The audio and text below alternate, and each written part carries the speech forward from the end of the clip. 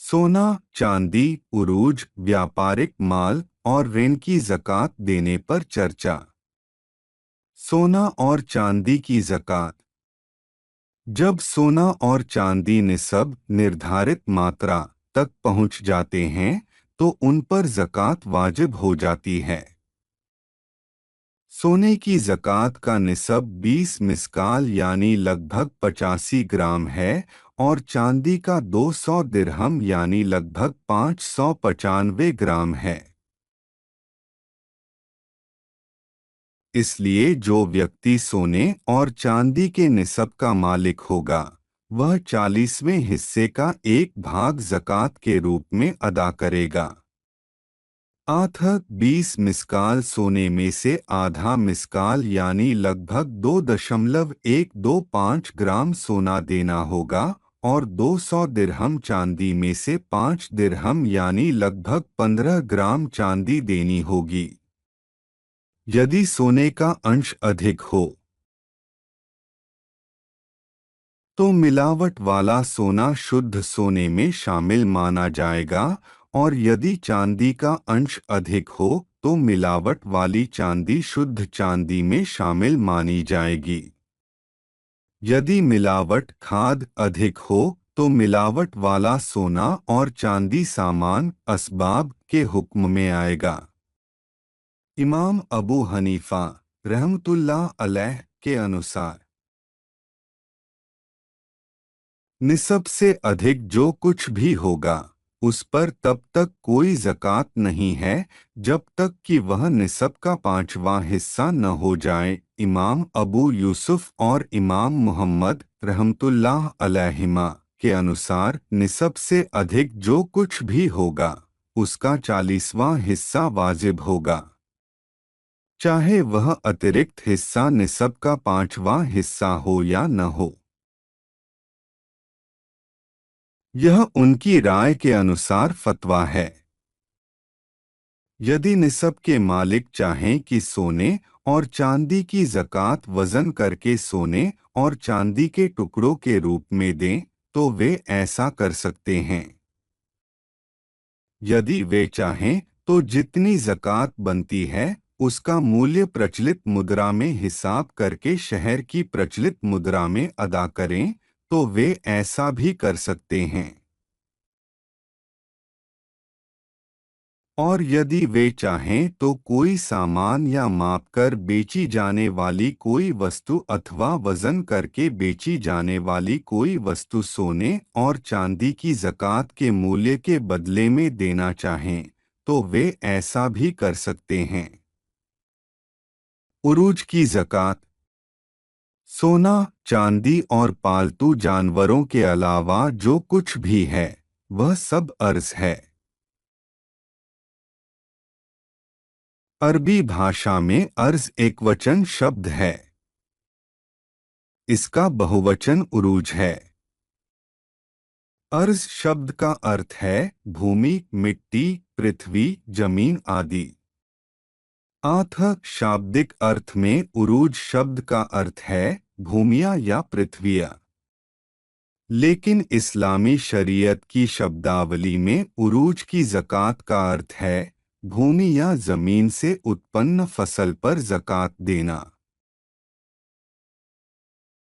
जैसे धान, गेहूं, जौ, बाजरा, मक्का आदि। निम्नलिखित शर्तों के अधीन उरूज सामान से उत्पादित वस्तुओं पर ज़कात देना वाजिब होता है। 1. उरूज द्वारा उरूज के मालिक का व्यापार की नियत करना। 2. व्यापारिक उरूज का मूल्य सोने या चांदी के निस्ब तक पहुंचना, यानी 20 मिस्काल सोना या 200 दिरहम चांदी का जो मूल्य आता है व्यापारिक उरूज का मूल्य उसके बराबर होना। 3. मुस्लिम व्यापारी व्यापार का वर्ष समाप्त होने के समय अपने स्वामित्व वाली सभी व्यापारिक वस्तुओं का हिसाब करेंगे।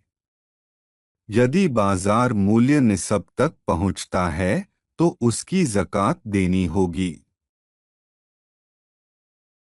यानी उसका 40 भागों में से 2 भाग प्रदान करेंगे। और यदि वस्तुओं का मूल्य सोने या चांदी के निस्ब के मूल्य के बराबर नहीं है तो उसमें ज़कात नहीं है। व्यापारी वर्ग के प्रचलित लेन देन के आधार पर व्यापारिक वस्तुओं का मूल्य निर्धारित किया जाएगा। व्यापार की वस्तुओं के बीच व्यापार की सुविधा के लिए उपयोग किए जाने वाले आवश्यक फर्नीचर सामान का मूल्य शामिल नहीं होगा। यदि कोई जमीन या अचल संपत्ति या पालतू जानवरों का मालिक होता है फिर वह उसके द्वारा व्यापार की नियत करता है। जब से वह उसके द्वारा व्यावहारिक रूप से व्यापार शुरू करेगा तब से व्यापार का वर्ष शुरू होगा। ऋण की ज़कात। ऋण कर्ज की भी ज़कात देनी होती है। ज़कात अदायगी के हिसाब से ऋण 3 प्रकार के हैं, यथा क कवि ऋण, ख मुतवस्सित ऋण और ग ज़ीफ ऋण। क कवि या मजबूत ऋण, जो ऋण के पैसे और व्यापारिक माल के बदले में होता है। चाहे ऋणी कर्जदार ऋण को स्वीकार करता हो और दिवालिया हो गया है, या फिर ऋणी ऋण से इनकार करता है लेकिन ऋणदाता कर्ज देने वाला इनकार करने वाले ऋणी के खिलाफ सबूत पेश करने में सक्षम है तो वह भी कवि या मजबूत ऋण है। यदि कवि ऋण है तो ऋणदाता द्वारा 40 दिरहम वसूल करने पर उस पर ज़कात देना वाजिब होगा।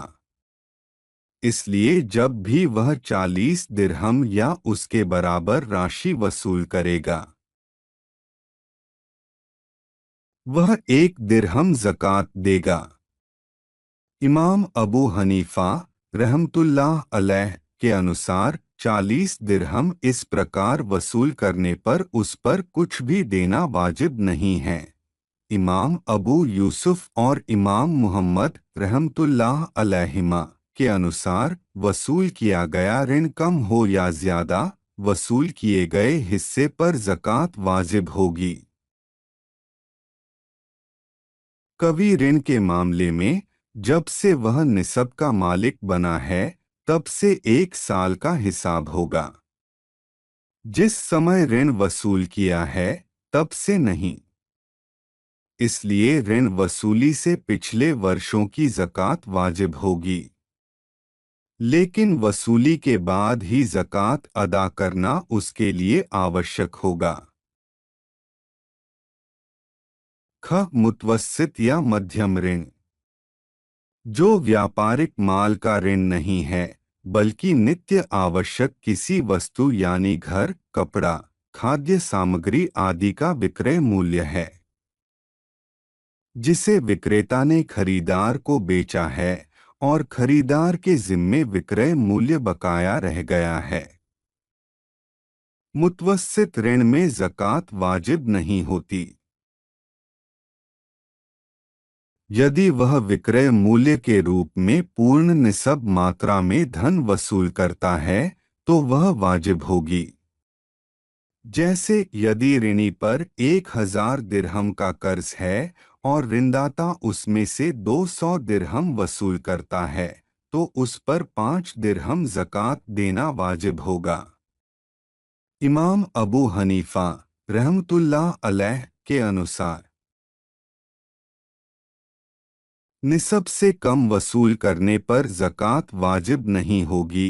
इमाम अबू यूसुफ और इमाम मुहम्मद रहमतुल्लाह अलैहिमा के अनुसार वसूल किया गया ऋण कम या ज़्यादा जो भी हो वसूल किए गए हिस्से पर ज़कात वाजिब होगी। मुतवस्सित ऋण के मामले में जब से निसब का मालिक होगा तब से 1 वर्ष का हिसाब शुरू होगा, वसूल करने से नहीं। इसलिए ऋण वसूली से पिछले वर्षों की ज़कात वाजिब होगी। लेकिन वसूली के बाद ज़कात अदा करना उसके लिए आवश्यक होगा। ज़ीफ या कमज़ोर ऋण। संपत्ति नहीं, ऐसी किसी चीज के बदले में जो आवश्यक होता है, जैसे पत्नी की मेहर, क्योंकि मेहर पति ने अपनी पत्नी से ली गई किसी संपत्ति के बदले में नहीं है। तलाक के लिए खुला यानी पत्नी से पति का पावती, वसीयत का पावती यानी कोई किसी के नाम संपत्ति की वसीयत कर जाए तो वह संपत्ति इसकी पावती, जानबूझकर हत्या के दोषी व्यक्ति पर समझौतामूलक पावती, और दियत यानी रक्तधन इस प्रकार में शामिल होंगे। जीफ ऋण के मामले में पूर्ण निसब वसूल किए बिना और वसूल करने के समय से 1 वर्ष व्यतीत न होने पर ज़कात अदा करना वाजिब नहीं है। इसलिए जीफ ऋण के मामले में वसूल करने से पिछले वर्षों की ज़कात वाजिब नहीं होगी।